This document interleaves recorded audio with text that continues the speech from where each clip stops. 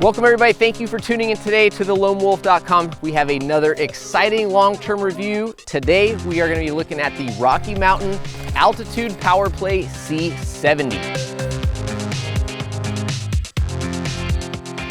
If you could please hit the subscribe button, that would be very generous and kind of you. We would appreciate it.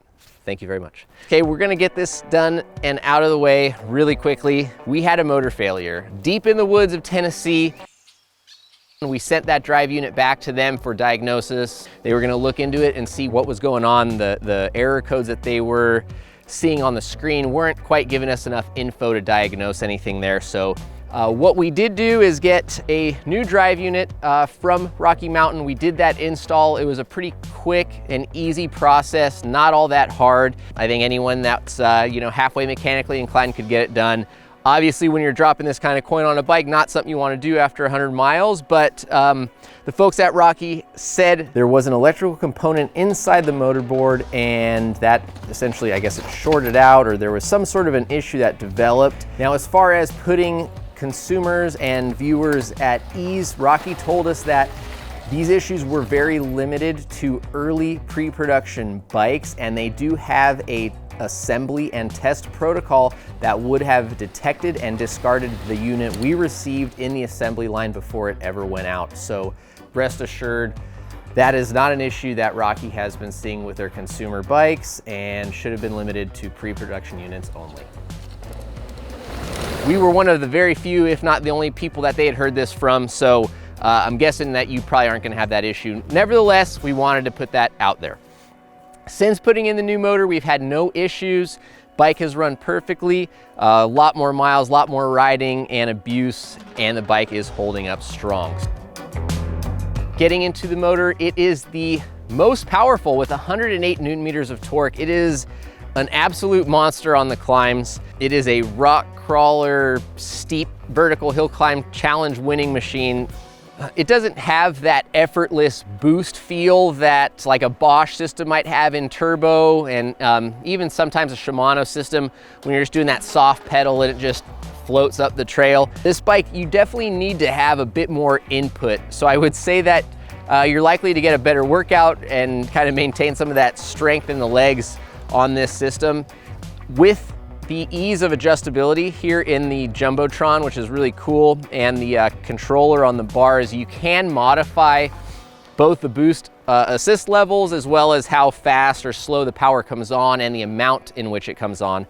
If you are someone who likes that very soft, I don't want to say lazy in a negative way, but like if you're going out for a recovery ride and you just want to have that kind of effortless spin that zips you up for some fun downhills, you can get there on that. It's just not quite as effortless as, say, a Bosch and turbo. The flip side to that, again, like I said, is you get a better workout, you can work a little harder, stay stronger, and you also don't have that delayed power application that a Shimano and Bosch systems will have, especially in turbo, or the boost mode, or what Rocky Mountain calls ludicrous mode. You guys have probably felt it if you've ridden a lot of e-bikes, whether that's rounding a switchback and you stop pedaling and there's still that surge that might have you go wide. This bike doesn't have that. Rocky Mountain has tripled the number of magnets and sensors in the rear wheel so that it is taking a much more high resolution reading on the power, the speed, and in how they deliver that power throughout your pedal stroke and ride experience. So that lag is definitely cut down. You've got a 720 watt-hour battery in this bike. It is easily removable via a 4mm Allen wrench. Down at the bottom, it will slide out for transportation, charging out of the bike, whatever you'd like to do there. Drive unit experience, aside from that one failure we had, it's a very good system. We like the power application. We love trying to climb rough, technical, steep stuff on this bike. You got to work hard, but it will reward you with some great power if you do it. Rocky Mountain has either a 2 or 4 amp charging system. We have the 4 amp charger and it is awesome. It does make a little bit of noise. You can kind of hear it, so if you're doing it in a car or in a confined space, right? If you're sleeping in the van, you might hear it, but it charges up this 720 watt-hour battery very quickly. I think 3 hours and 50 some odd minutes for a full charge, which is very impressive. Get you back on the trails a whole lot quicker.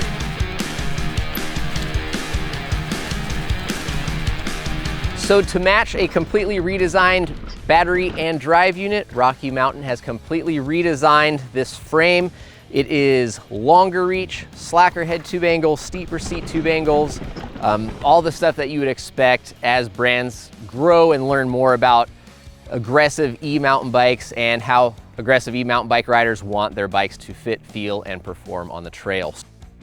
Via the adjustable ride for GeoLink, you can modify the suspension tune a little bit as well as your geometry. Our size large has a 475 to 483 reach.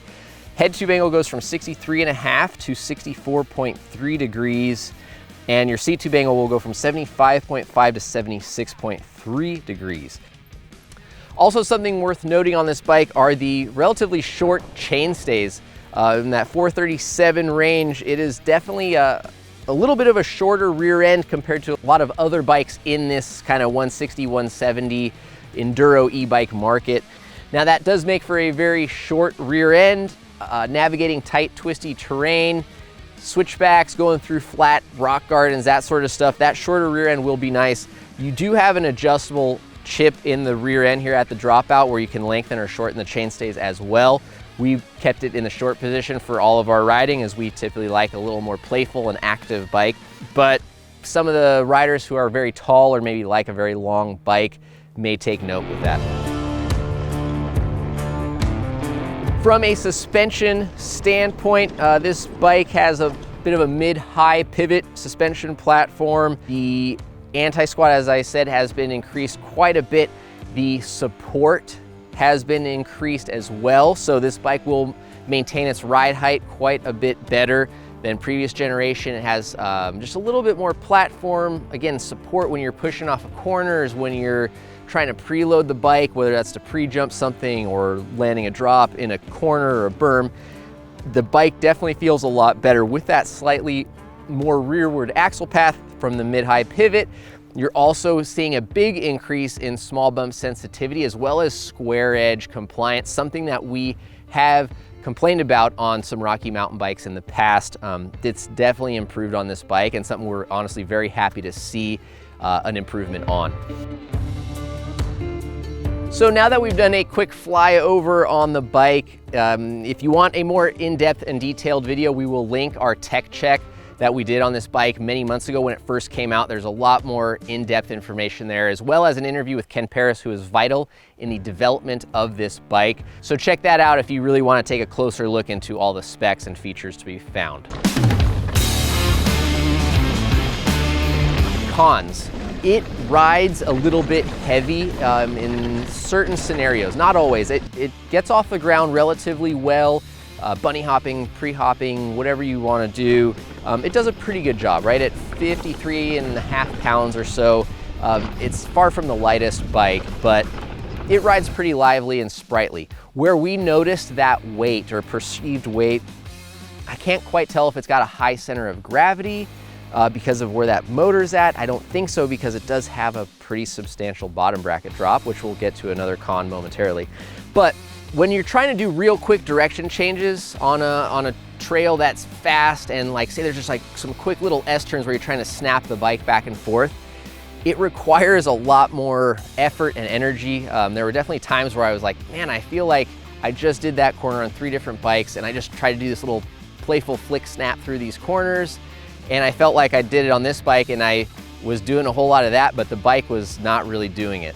I got through the trail, I did what I wanted to do at speed, but it just wasn't as lively and playful on the ground. And maybe that's just because it has such good traction from the awesome suspension that it just doesn't want to snap around and play. But nevertheless, it feels like it's a little heavy in those situations.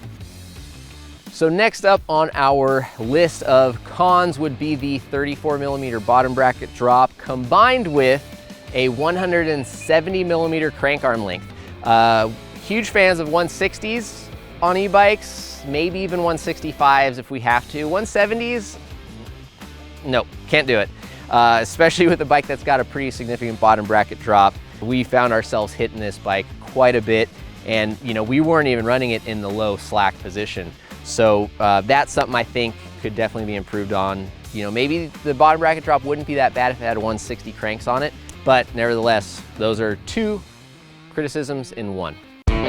So let's move into the list of positives. I think this bike looks pretty cool, gets lots of compliments out on the trail. More importantly, it rides very well. It is very confidence inspiring. I hate to use that term, I know, but it really is. I have hit some of the bigger drops, step downs, and other big features on this e-bike than I have on many other e-bikes. So it really instills confidence.